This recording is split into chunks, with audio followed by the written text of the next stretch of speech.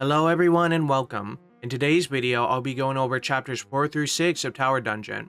If you missed the previous video, there's a playlist. Links in the description for that, or you can click on the top right corner as well. Also, let me know if there's any other series you want me to cover or keep up to date with. As always, thank you for watching. Now on to the video. LQ, perhaps due to stress, is experiencing some illness of sorts. Something is causing him pain and he can't throw up. As he's walking back to join the group and grab a panacea, which is basically a cure-all, he hears Yuba and Lillison screaming. He rushes to the room and sees the creature that was hanging over the duo in the previous chapter, taking one of the bags containing their supplies. Specifically and unfortunately for them, the bag contained the panacea, Lillison's magic accumulator, and most importantly, Yuba's ball, the one he needs to exchange with the necromancer in order to get back the princess. So immediately the trio set out to follow the creature. Lillison is able to track her magic accumulator as long as it's nearby due to a pendant she has. So as the trio are traveling through this secret tunnel, Lillison brings up how strange LQ has been acting lately. So since they're in this together, and the mission is critical, he should share with the class what's going on. Turns out he hasn't been able to pee and he's under a lot of pressure due to the mission. Hearing this, Lillison reassures LQ that the three of them are in it together. As the tunnel is getting more narrow, Yuba catches a whiff of something delicious and falls through an unstable wall, revealing the creature's location, which appears to be boiling or cooking something. Before LQ and Lillison attack, Yuba defends the creature, explaining that it's clear this creature means no harm and they're just trying to eat. The creature thanks them and promises to return everything, and they all agree that this creature can keep the salt. And LQ wonders if this creature is an actual remnant person who lives in this tower. As a token of thanks, the person offers some treasure and her son to guide them the rest of the way through this level. The son guides them to a staircase that leads from the first floor all the way to the 80th, which is truly an insane discovery. They all agree to head back to the fort to regroup since they don't have to worry about traveling as much.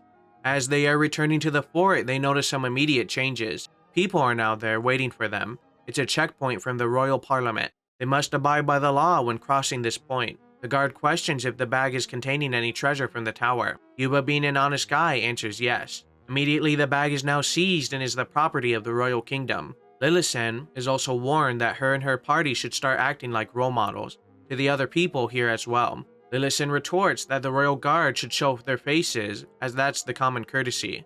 It turns out the two know each other, and that person under the mask is Gollum, who apparently is a cat person. Gollum then promises that they will be appropriately compensated for their treasure. The commander also arranged a room for the party as well.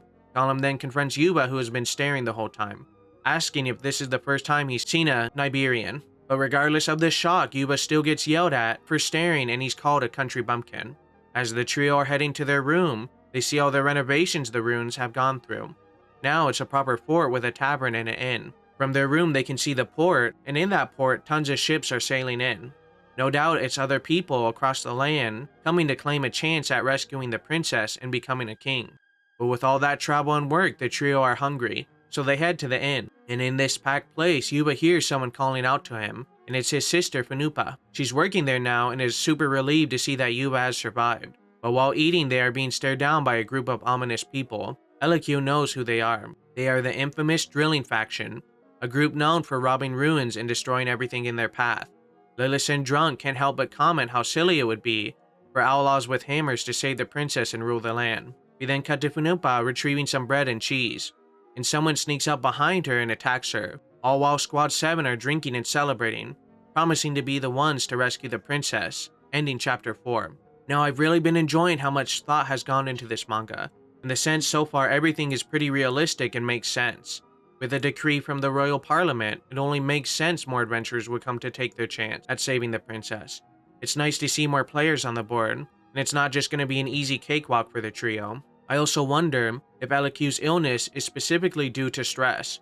I'm no doctor, but anxiety and stress can lead to not being able to go to the bathroom. So it's not like I'm heavily invested in LQ's health, I'm just curious if it's going to be expanded upon or not. I also really like the reveal of other races as well. It instantly reminds me of Skyrim, so it'd be interesting to see in later interviews if Nihei was directly inspired by that. Finally, it's nice to see that Yuba's sister followed after him in her own way, even though at this moment it's not really working out for her. So let's see in chapter 5 what happens. The being who attacked Fanupa comments that she is the exquisite article and her smell alone signifies that. she will be the one to alleviate his hunger. Saying this while tasting her blood and getting ready to dive in for more. But suddenly he is interrupted by Garam, and two things are revealed. The man's name is Karash, and Garam is a girl. It appears this man has an excellent sense of smell. Garam calls Funupa over and informs Karash that he will be detained due to his actions. It also appears that the two have a history, or at least Garam knows that this isn't the first time Karash has tried something like this. Garam warns Karash if he does not comply, she'll shatter his skull, but Karash laughs this off. He then reveals that he's a Draco Metamorph, and because of this, Garam stands no chance in stopping him. He can smell the fear she's emitting. Seeing how things are looking, Garam tells Funupa to run when she gives the signal. As this is going on, we cut to Yuba and the gang still eating, when Yuba overhears that Funupa hasn't returned yet, so he and the trio go to investigate. And while walking down the stairs, Yuba sees Funupa running up and bleeding. She explains the situation, and Eliku immediately recognizes the name and the fact that he's a Draco Metamorph. Now back to Garam, we get this awesome manga panel that frankly goes hard. Karash is mocking her, asking Garam where all her gusto went. Garam then launches an arrow from her buckler, and it manages to hit him square in the head. I think that's a Berserk reference. But ultimately, she is sent flying in one quick blow. Before she is finished off, Lillison comes to the rescue and launches a powerful magical attack, causing Karash to leave for now, but he warns Lillison that now he has her scent as well. But as Karash is flying away, the Royal Parliament messenger launches some form of beam or laser at him. This beam's name is revealed to be Megolia, and he has sentenced Karash to leave this land. Lest he return, he will be put to death. He has been warned not to return here in that form. We then get a better explanation of Karash from Eliku. He explains that Karash is notorious throughout the kingdom for stealing the life force of other people in order to keep his youth. Villagers in his domain constantly go missing, but somehow Karash has always gotten away with it. Perhaps it's due to him being a Draco Metamorph. This could also explain the people disappearing in the first chapter, as it was most likely him doing so. Eliku then also states it's a miracle Funupa has survived. Lillison comments how strong Karash was, taking her best spell head on. She also ponders the ramifications of someone like him ruling the kingdom. Yuba then asks if he can take his sister and return her home, when Garam interrupts, saying that's not possible. She explains once Karash has set his sights on his prey, he will not relent until he has consumed them. Yuba tries to protest, but Garam interrupts him again, promising that she will dedicate herself to protecting Funupa. This will be her top priority. Before leaving, Garam thanks Lillison for helping save her life, and Yuba thanks Garam for protecting his sister. And with that, they all rest for the night. When Lillison awakes, her pendant is glowing, and she sees Yuba and Funupa sharing a bed. She comments on how well the siblings must get along, but Funupa reveals she was just really scared. Yuba's orb for some reason is also glowing blue. As the trio are eating, Eliku shares the news that his illness has gone away. Lillison comments that they should move quickly before others beat them to the princess. Eliku asks Yuba about the glowing orb, and Lillison comments that if it's a magic stone and emits a light blue light, that isn't a bad sign or a color. Then Lillison tells Yuba to go collect tons of water so they're not in the same situation they were in last time they were in the dungeon. As Yuba is doing so, he sees the drilling faction and decides to turn away, but they call him immediately back to fill his water. The leader of the group questions if he's Yuba, the renowned thrower of salt. He replies he is Yuba, but not that famous. The girl is getting annoyed with Yuba's short and mumbling actions, so she starts shaking him around, and Yuba's stone is revealed, and that makes the girl even more interested. Now she's trying to get a better look at the stone, putting Yuba in quite the situation, ending chapter 5. Now for this chapter there isn't too much to comment on. The fight was great, and the reveal of Karash being a Draco Metamorph is pretty cool. It seems like the family has a lot of influence or heirs throughout the land. It's also really cool how Garam chose to protect Funupa and dedicated herself to the task.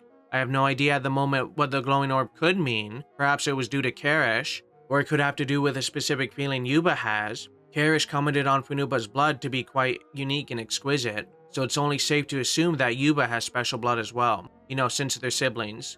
That could easily explain his immense strength and perhaps even luck in situations. So it'll be interesting to see that as well. Lastly, again, the character art is just quite impressive and unique, and I think it's truly the best that Nihei has produced.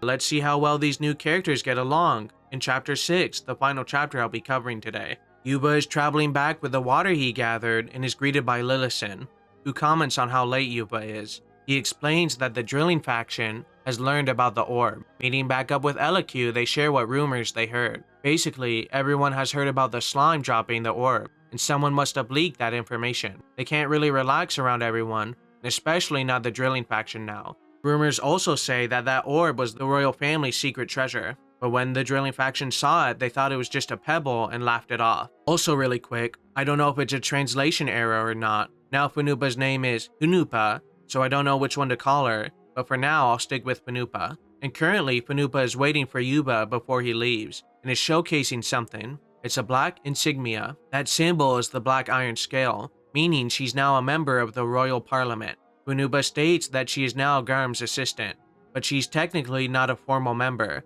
This is just to deter Karash from attacking her.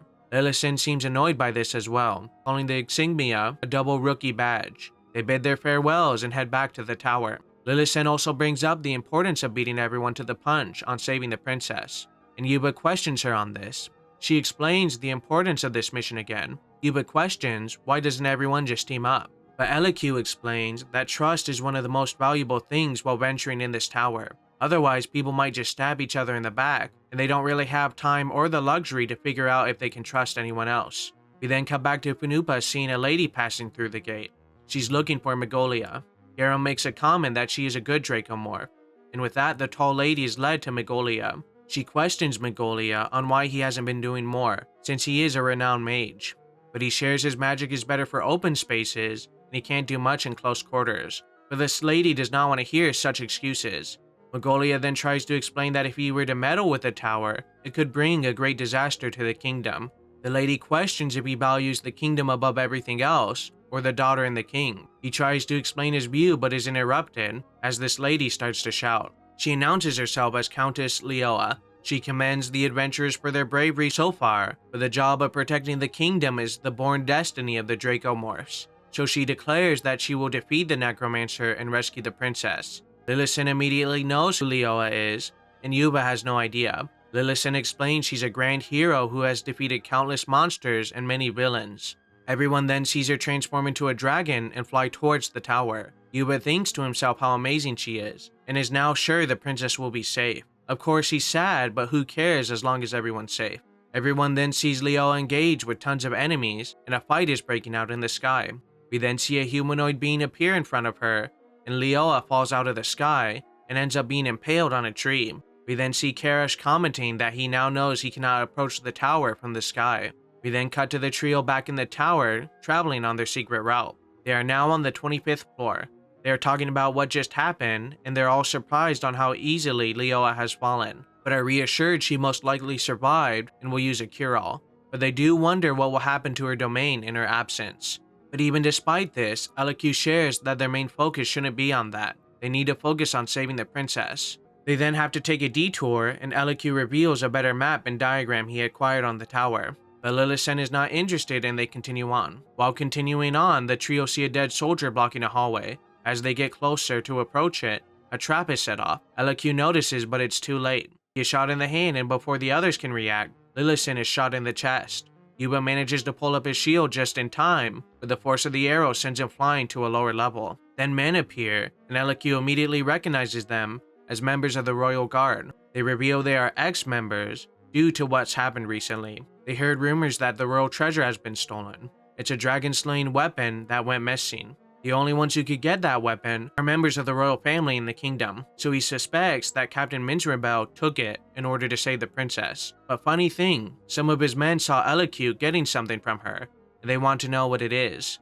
The group of men then capture Lillison and Elacute, leaving Yuba for dead on the lower level, creating an excellent cliffhanger for the next chapter. And so far, I've enjoyed this set of chapters more than the last. There's more action and character development. The world is expanding more and more, with new characters, motivations, and factions being introduced, like other Dracomorphs coming into play and vying for power, which makes total sense with the vacuum of power that's been created. Then there's the reveal that Yuba might have some special blood in him. Perhaps he's a secret Dracomorph as well?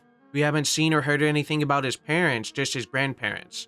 Also the mystery of the orb as well. Why does it glow? Is it the secret dragon-slaying weapon? Is Captain Minzrebel doing everything she can to assist Yuba and the squad on their mission? Also, maybe the drilling faction isn't as bad as we thought. They were quite kind to Yuba as well.